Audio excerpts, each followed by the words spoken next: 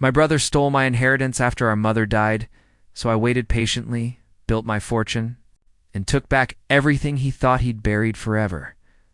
I'm a 33-year-old guy, and for as long as I can remember, I've been the one holding my family together. It's strange when you grow up in a home where struggle is the default. You don't even realize you're carrying the weight until years later. My mother raised my brother and me alone after our father walked out. She was gentle but tired, the kind of woman who smiled through exhaustion and called it love. When her health began to fail, I was still young, barely 20, but I learned fast that if I didn't step up, no one would. I picked up 2 jobs, one at a mechanic's shop during the day and another stocking shelves at night. I remember coming home to the faint smell of disinfectant and medicine, her frail voice calling out, "You're home late again?" "Sweetheart," I'd sit by her bed, feed her soup, and pretend everything was fine while my eyes burned from fatigue. Adam, my younger brother, was the opposite of me, carefree, reckless, charming in that way that always got him out of trouble. While I was paying hospital bills, he was out at bars posting pictures with friends, always just figuring things out. I told myself he'd mature eventually, that he'd grow into responsibility the way I was forced to. Sometimes I'd watch him breeze in with expensive clothes and a grin, and I'd feel something dark twist inside me, envy maybe, or resentment, but then Mom would smile seeing us together, and I'd swallow it. "He's your brother," she'd say. "You boys only have each other." So I held on to that. No matter how selfish Adam was, I believed blood meant loyalty, that someday, when Mom was gone, we'd still be a team. I had no idea how wrong I was. The last few months of my mother's life felt like living in slow motion every day, blurred with hospital visits, phone calls, and the quiet terror of waiting for bad news. I'd sit beside her hospital bed, the beeping machines filling the silence, and pretend not to notice how her hands trembled when she reached for mine. "Promise me," she'd whisper, her voice thin but steady. "You'll look after Adam. He's not as strong as you." I wanted to tell her I was tired of being strong, that I was scared, that I didn't want to play the parent anymore. But instead I smiled and said, "Of course, Mom. Always." Because she needed peace more than I needed honesty, Adam showed up now and then, always with excuses. Work's been crazy, or traffic was a nightmare. But I noticed the smell of cologne and the faint alcohol on his breath when he leaned in to kiss her forehead. Mom never questioned it. She just smiled at him like he was still her little boy who could do no wrong. One night, she pulled me close. "I've made sure things are fair, sweetheart. You've done so much for me, but I want both my boys taken care of." I nodded, believing her. I thought I knew what fair meant.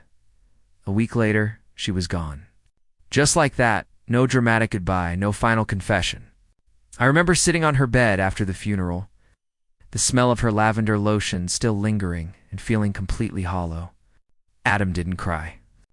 He kept pacing the living room, making calls. He's talking about handling the estate like we'd just lost a business partner. Not our mother. I tried to stay calm, to believe grief made people act strange. But something in his tone, that cold edge, told me this wasn't grief. It was something else. Something darker. A week after the funeral, Adam called and said, "Hey, we need to go see Mom's lawyer." She left some paperwork behind. His tone was oddly casual, almost rehearsed. I remember thinking it was too soon, that we hadn't even finished packing our things, but I agreed. I trusted that this was just procedure. The lawyer's office smelled of old paper and lemon polish. The ticking clock on the wall felt louder than it should have. I sat there, hands clasped, expecting fairness, half of Mom's house. Maybe some savings, just enough to honor the years I'd spent holding things together. The lawyer cleared his throat. Mrs. Harris signed a new will 3 months before her passing. All assets, including the house, the land, and remaining savings, were transferred solely to Adam Harris. For a moment, the words didn't register. I blinked, waiting for him to correct himself. But he didn't. I turned to Adam, who was sitting there with that same smug half-smile he always wore when he'd gotten away with something. "That can't be right," I muttered. "She said she wanted things to be fair." Adam leaned back in his chair. It was fair, bro. She knew you'd be fine on your own. You've always been the strong one, remember? The room tilted. I could hear the lawyer explaining how the change had been notarized, witnessed everything legal and binding. My chest felt tight, like I couldn't breathe. Adam, I said quietly, did you talk her into this? He gave a little laugh. She made her choice, man. Maybe if you'd spent more time with her instead of working all the time. That's when it hit me. He'd planned this. Manipulated her while she was weak, sick, trusting. I walked out of that office numb, the world spinning in silence around me. I didn't say another word to him. But inside something cracked, something that would never fully heal. I didn't sleep that night. Every time I closed my eyes, I saw Mom's face, fragile, kind, trusting, and Adam sitting beside her, whispering lies I'd never get to unhear. By morning, anger had replaced shock. I drove straight to his apartment. Gripping the steering wheel so hard my knuckles turned white, he opened the door wearing designer clothes and that same smug smirk. Wow, didn't think I'd see you so soon, he said. You want coffee? Or are we doing the guilt trip first? I stepped inside, scanning the expensive furniture, the new TV, the boxes of unopened tech, all probably bought with the inheritance he hadn't even earned yet. You stole from Mom? I said, my voice low. You used her when she was sick. Don't be dramatic. She wanted it this way. You think she'd cut you out if she didn't want to? She was on medication, Adam. Half the time she couldn't even remember what day it was. My voice broke without permission. You took advantage of her. He shrugged, picking at his nails. You've always been so self-righteous. You got her attention your whole life. Maybe it was my turn for once. It was such a childish thing to say, yet it carried years of resentment, all the jealousy he'd hidden behind his lazy charm. I wanted to hit him, scream, break something. But Mom's words echoed in my head. You boys only have each other. I took a deep breath, forcing my voice steady. If this is who you are now, fine. Keep it all. But one day, Adam, one day you'll see what you really lost. He smirked again, but this time I saw the flicker of uncertainty behind it. I turned and walked out, my hands trembling, not from defeat, but from a quiet, dangerous promise I'd just made to myself. After that confrontation, my life unraveled faster than I could hold it together. The house was gone. The savings were gone. Even the few things of Mom's I had left, her old jewelry, her handwritten recipes, Adam claimed, as family property and sold. I didn't have the money or strength to fight him in court. He knew that. He counted on it. I moved out of town, renting a small one-room apartment above a grocery store. The ceiling leaked when it rained, and the heater rattled like an old man coughing. Every night, I lay on that creaky bed staring at the water stains above me, wondering how the hell I'd ended up here, broke, alone, and betrayed by the only family I had left. There were nights I wanted to call him, to scream, to ask if it was worth it. But I never did. Instead, I dragged myself to work every day. Construction during the day, delivery shifts at night. My hands blistered.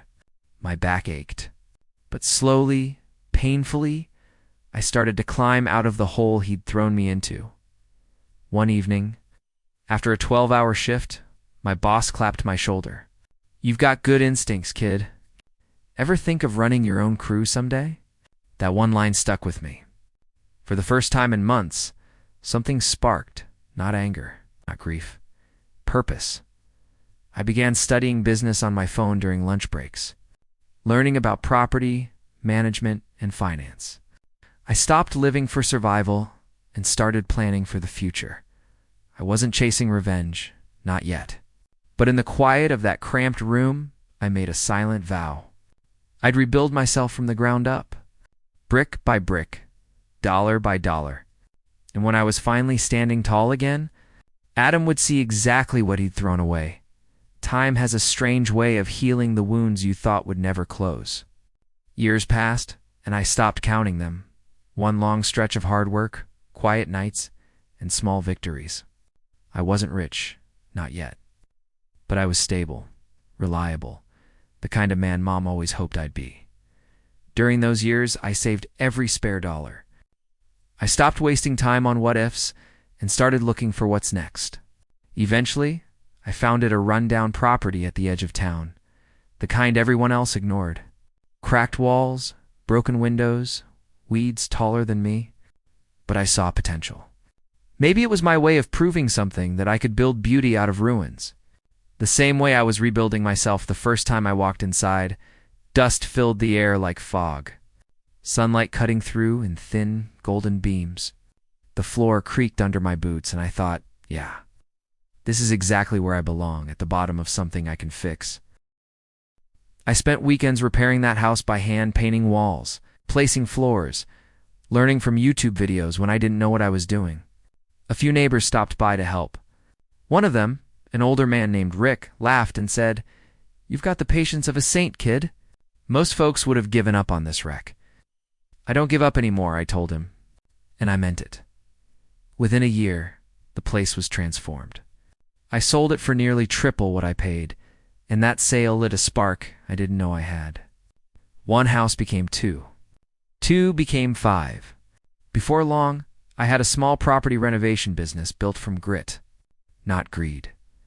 Still, on quiet nights, when I looked at the numbers growing in my account, I'd think of Adam and the house he'd stolen. I wondered if he ever thought of me, or if he still believed I'd stayed buried. 5 years after I'd last spoken to Adam, his name appeared out of nowhere in a casual conversation at a coffee shop. I was meeting a realtor about a new property deal when she mentioned, "You wouldn't believe how many desperate sellers I've had lately.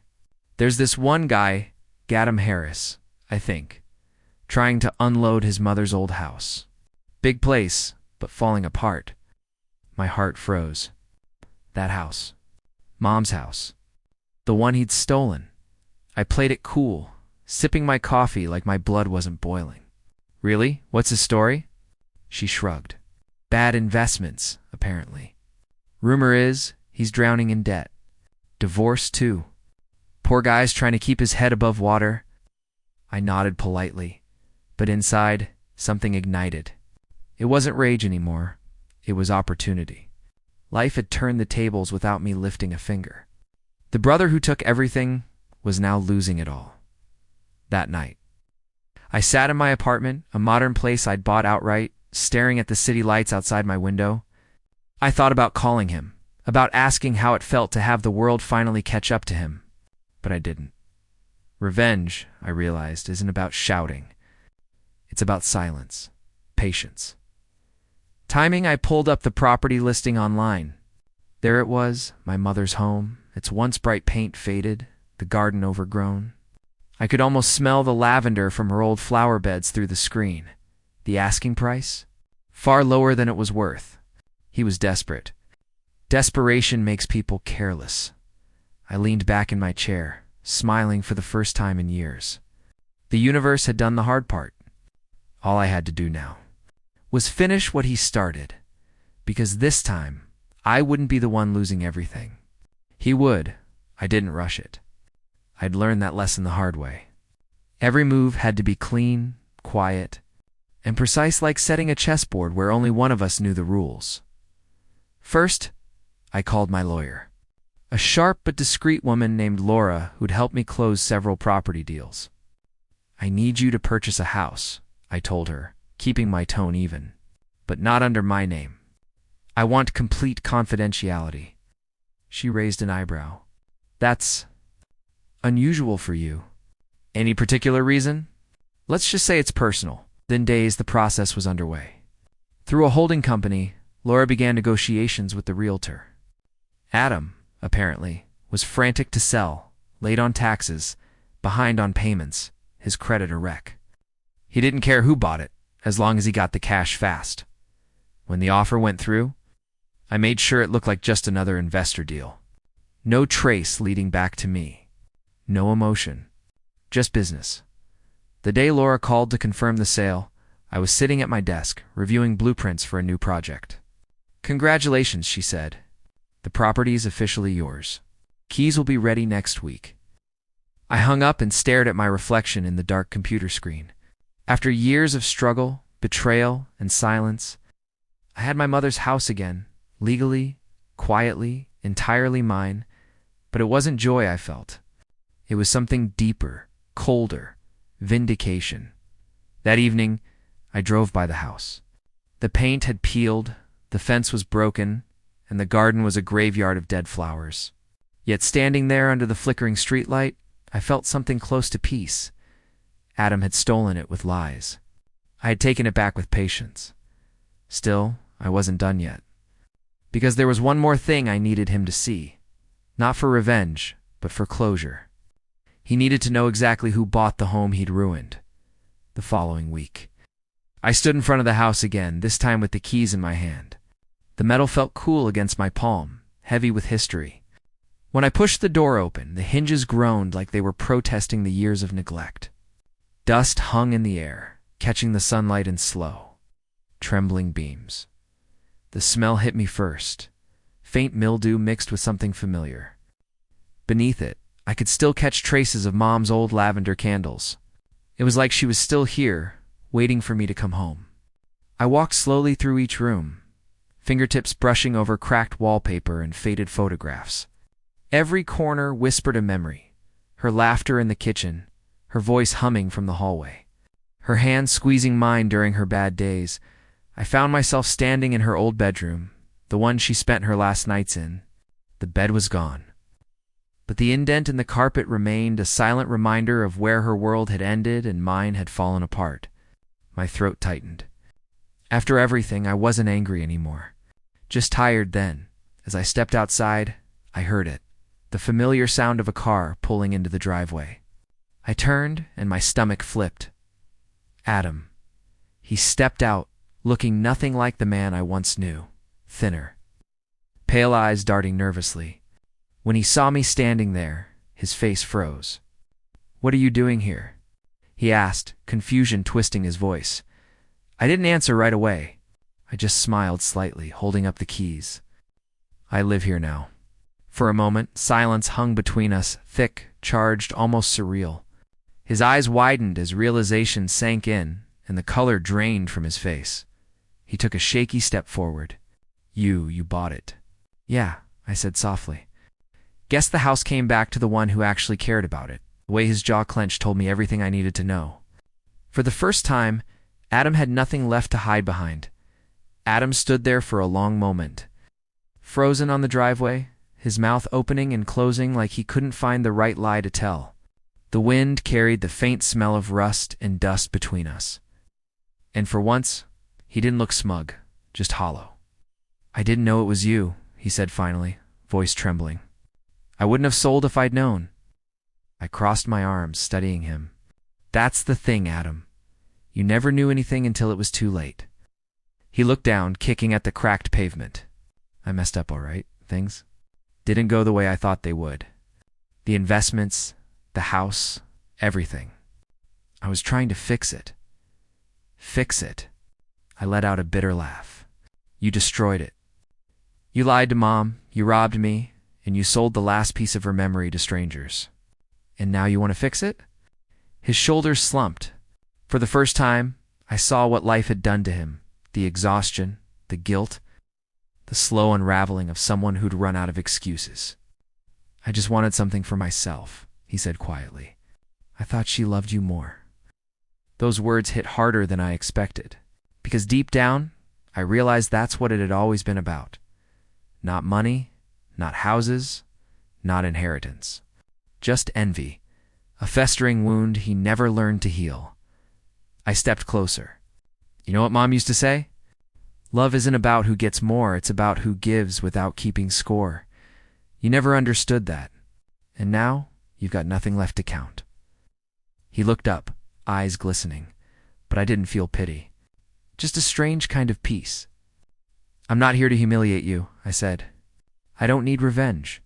I got back what mattered, my home, my name, and my life." Adam's lips trembled. "So, that's it? You're just done?" "Yeah," I said, turning toward the house. "I'm finally done carrying your mistakes." Behind me, I heard him exhale, the sound of a man realizing he'd lost long before this moment. After Adam left, the silence around the house felt heavier than ever. Not painful, but final. I stood on the porch for a long time, watching his car disappear down the road, feeling something uncoil inside me. For years, I'd imagined that moment as a victory, dramatic, cathartic, maybe even loud. But when it finally came, it wasn't any of those things. It was quiet, peaceful. I walked through the rooms again, taking in every detail. The soft creak of the floorboards, the faint echo of footsteps that no longer belonged to her. I knelt where Mom's bed used to be and ran a hand across the carpet, whispering, "I brought it back, Mom. It's safe now." It wasn't about the house anymore. It was about closure, the promise I'd made to her years ago when she asked me to look after Adam. I realized I had. In a way, I'd let him face the consequences of his own choices without helping him escape them. Over the next few months, I began restoring the place, not for resale, not for show. For her. I replaced the broken windows, repainted the walls in her favorite soft cream color, and replanted her lavender garden. The first time I saw those purple blooms sway in the breeze again, I felt something shift deep inside, like I was finally breathing after years underwater. Neighbors would stop by and ask, "Are you keeping the place?" I'd smile and say, "Yeah, it's home." And I meant it. Every wall I fixed, every nail I drove into the wood, felt like sealing a wound. I wasn't rebuilding the past. I was reclaiming my peace. That night, as the sun set behind the trees, I sat on the porch with a cup of coffee, the scent of lavender drifting through the air. For the first time since Mom's death, I didn't feel haunted. I felt whole. But as the sky darkened, one final thought crossed my mind. What happens when the past finally stops chasing you? Years later, I still live in that house. It doesn't feel like the same place I lost. It feels like something new, something healed. The walls don't echo with grief anymore. They hum softly with life, the sound of laughter from visiting friends, the creak of old floorboards under my steady footsteps, the whisper of wind through the lavender I replanted. Every corner carries a story, but none of them hurt now. Adam and I never fully reconciled. We spoke once after that day, a short, awkward call where he said, "I'm trying to get better." I told him I hoped he would, and I meant it. I didn't need revenge anymore. I'd already won by choosing peace over bitterness. Some debts are paid not with money, but with growth. My business flourished beyond what I'd ever imagined. I started mentoring young workers.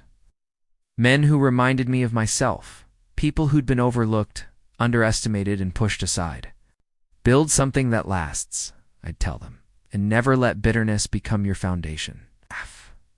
Every year on Mom's birthday, I visit her grave with a small bouquet of lavender. This year, I brought something extra, the old house deed. I laid it beside the flowers and whispered, "It's all back where it belongs." "Mom, you don't have to worry anymore." I stood there for a while, letting the breeze carry the scent of the flowers across the cemetery. I thought about how everything had come full circle, how patience had done what anger never could. Before leaving, I looked up at the sky, glowing orange with the last light of the day, and said softly, "You were right." Love isn't about keeping score. Walking away, I felt lighter than I had in years. Adam stole my inheritance, but I built something no one could ever take a life, a legacy, and the kind of peace that comes only when you stop fighting the past and start living for what's ahead.